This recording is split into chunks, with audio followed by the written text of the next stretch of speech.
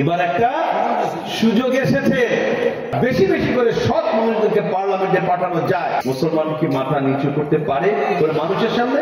এই যে সমাজটা, যে সমাজে এত পাপাচার, যে পাপাচারের কারণে আপনাকে আমাকে কষ্ট করতে হচ্ছে নিজের ইমানকে, আমলকে হেফাজত করার জন্য, সেই সমাজটাকে পরিবর্তন করা কি দরকার না? জেনা, ব্যভিচার, জুয়া, মদ আপনি বন্ধ করতে চান, সারা বাংলাদেশের সমস্ত আলেম এক করে কি বন্ধ করতে পারবেন? তাহলে কেমনে বন্ধ করবেন? সংসদে। কিছু মানুষ আছেন যারা সময়ের কাজটা সময় করেন না, অনেক পরে গিয়ে করেন। উদাহরণ দিয়ে বলি, যে ধরেন যার বয়স 60, 65, 70, তিনি ওই সময়টাতে এসে ওমরা করতে যান। অনেকের পয়সা আছে, জিজ্ঞেস করে ভাই আপনার উপরে তো ফরজ হয়ে গেছে, অর্থ করলেন না, ওমরাও গেলেন না, ব্যাপারটা কি? তো বলতেছে ভাই বয়স তো কম, আর একটু পরে যাই, এরপরে ওই যে হাজারে আসল দেখো সুমধ্য জীবনে সবগুলো মাফ হয়ে যাবে, ব্যাস এরপর আমি সুবিশাল হয়ে যাবে। তাহলে ওই যদি আপনার নিয়ত থাকে, আপনার হস্ত যেমন হলোই না, আপনি ওই সময় যদি আল্লাহ আপনার ওই আবরণটা কবুল করেও থাকেন, আপনার জীবনের অতীতে যে গুণাগুলি আপনি করে আসছেন ইচ্ছে করেই, সেই গুণাগুলি মাফ কি হবে? হবে না। এই জন্য সম্মানিত ভাইরা, আসুন আমরা জীবনটাকে পরিকল্পিতভাবে সাজাই, সময়টাকে কাজে লাগাই। সময় যদি কাজে লাগাতে পারি তবেই আমরা আমাদের জীবনটাকে সুন্দর করে সাজাতে পারবো ইনশাআল্লাহ। আর এই যে সমাজটা, যে সমাজে এত পাপাচার, যে পাপাচারের কারণে আপনাকে আমাকে কষ্ট করতে হচ্ছে নিজের ইমানকে, আমলকে হেফাজত করার জন্য, সেই সমাজটাকে পরিবর্তন করা কি দরকার না? দরকার কি না? কিভাবে পরিবর্তন করবেন? কিভাবে? এই সমাজটাকে যদি আপনি এখানে পরিবর্তন করতে চান, তাহলে আজকে যেমন তাফসীর মাহফিলটা হচ্ছে এই স্টেজে, এই যে বড় বড় আলেম তারা নিয়ে এসেছেন, এইরকম আরো বড় আলেম যদি বাংলাদেশ থেকে তারা নিয়ে এসে এখানে 1 দিন, 2 দিন, 5 দিন, 30 দিন ব্যাপীও মাহফিল করেন এবং তাদেরকে দিয়ে কোরআনের আয়াত, হাদিসের বাণী আপনাকে আমাকে শোনান, তাতে কি সমাজ পরিবর্তন হবে? হবে? হবে না। আপনাদের মনে আছে যে বাংলাদেশে একসময় পলিথিন নিষিদ্ধ ছিল? মনে আছে কিনা? কিভাবে নিষিদ্ধ হয়েছিল? মনে নাই বোধহয়, মনে করে দিই।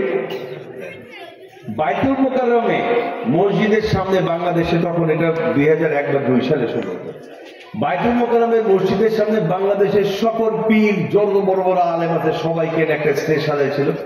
সেখানে সবাই মিলে দরুদ দোয়া করছিলেন, এরপরে সবাই মিলে মোনাজাত করছিলেন, এরপর পীর সাহেব চরমনায় একটা ফু দিয়েছিলেন, সারা বাংলাদেশে সেই ফু ছড়ায় গেছিল, সাথে সাথে পলিথিন বন্ধ হয়ে গেছিল। ঠিক না? এরকম হয়নি? কিরকম হয়েছিল? একটা আইন পাস হয়েছিল, সংসদে দাঁড়িয়ে একজন লোক বলেছিল যে মাননীয় স্পিকার, পলিথিন বাংলাদেশের পরিবেশের জন্য এই এই এই এই খারাপগুলি করে, আর মানুষের শরীরের জন্য পলিথিন এই এই এই খারাপ করে, সুতরাং পলিথিন বাংলাদেশ থেকে নিষিদ্ধ করা হোক। তার এই বিষয়টা যখন পার্লামেন্ট উত্থাপন করা হলো, এই নিয়ে আলোচনা হলো, বিল উত্থাপনের পরে আলোচনা শেষে এটাকে পাস করা হলো। যেদিন পাস হলো তার পরের দিন থেকে বাংলাদেশে পলিথিন নিষিদ্ধ হয়ে গেল। তাহলে বাংলাদেশ থেকে যদি সুদ, ঘুষ, জেনা, ব্যভিচার, জুয়া, মদ আপনি বন্ধ করতে চান, সারা বাংলাদেশের সমস্ত আলেম এক করে কি বন্ধ করতে পারবেন? তাহলে কেমনে বন্ধ করবেন? সংসদে। তাহলে সংসদে আপনাকে এমন লোকদেরকে পাঠাতে হবে যারা মদকে হারাম মনে করে, জুয়াকে হারাম মনে করে, আপনার দুর্নীতিকে হারাম মনে করে, ঘুষকে হারাম মনে করে, চাঁদাকে হারাম মনে করে।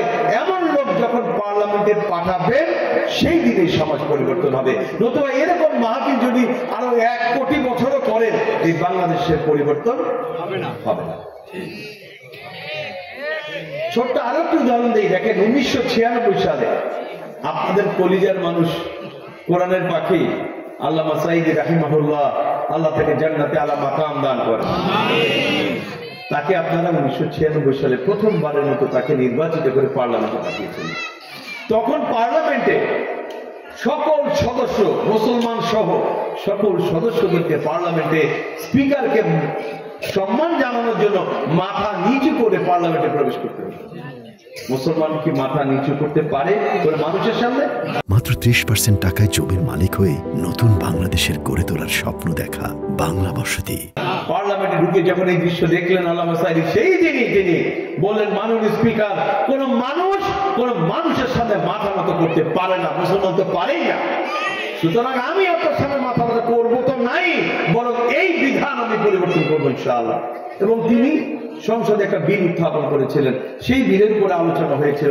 আলোচনা শেষে ওই 96 সাল থেকে আজকে 2025 সাল আজকে পর্যন্ত বাংলাদেশকে শিরক মুক্ত করার জন্য আল্লামা সাঈদী ভূমিকা রেখেছেন। এটা কেন করেছিলেন তিনি?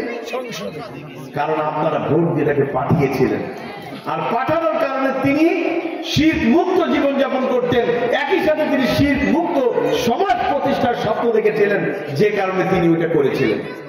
কিন্তু তিনি যদি তার অন্তরে এটা ধারণ না করতেন, এই বিলকে তিনি তুলতেন? তার আগে তো আরো অনেক সংসদ সদস্য ছিল, তাই না? উনি করেছেন 1996 সালে, দেশ স্বাধীন হয়েছে 71 সালে। তাহলে কত বছর? প্রায় 30 বছর, 36 বছর। 36 বছর তো কোনো সংসদ সদস্য উত্থাপন করেননি, তিনি করেছেন। তার মানে হলো, যার হৃদয়ে আল্লাহর ভয় আছে, সে আল্লাহর আইন বাস্তবায়নের জন্য সর্বাত্মক চেষ্টা চালাবে, তাতে সে মাহফিলের স্টেজে হোক আর সে পার্লামেন্টের চেয়ারে বসাই হোক। এজন্য যদি বেশি বেশি করে আল্লাহ ভীরু লোকদেরকে পার্লামেন্টে পাঠানো যায়, বেশি বেশি করে সৎ মানুষদেরকে পার্লামেন্টে পাঠানো যায়, তাহলে সমাজটা পরিবর্তন হতে মাত্র 1 মাস সময় লাগবে, মাত্র 1 মাস। সুতরাং এবার একটা সুযোগ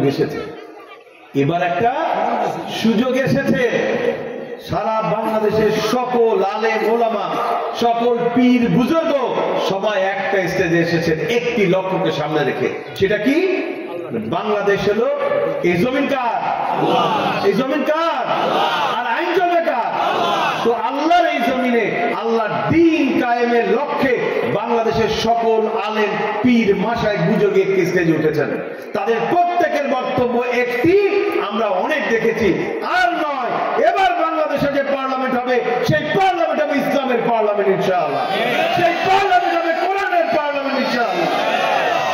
আপনারা কি সেই কোরআনের পার্লামেন্ট দেখতে চান? চান? দেখি তো কারা কারা চান।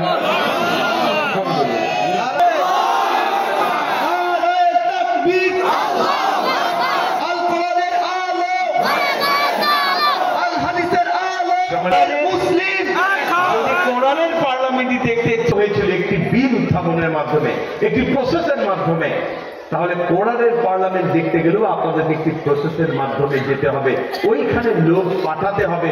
আপনি যতই বলেন যে আমি চাই, কিন্তু কার্য তো আপনি মূল যে কাজটি করার সেটি করেন না, তাহলে কোরআনের পার্লামেন্ট কোনোদিনই গঠন হবে না। বুঝতে পেরেছি?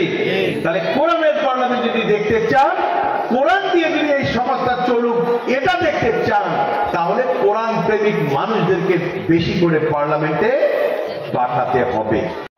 অনাচার, ব্যভিচার, দুর্নীতি, জুলুম, দুঃশাসন সবকিছু আমাদের সমাজকে গ্রাস করে ফেলেছে। এবং কিভাবে এটার জন্য সব থেকে বড় বিষয়টা হল তাকওয়া অবলম্বন করা। আমরা তাহলে তুমি তোমার কাপড়কে বাঁচানোর জন্য কি করবে?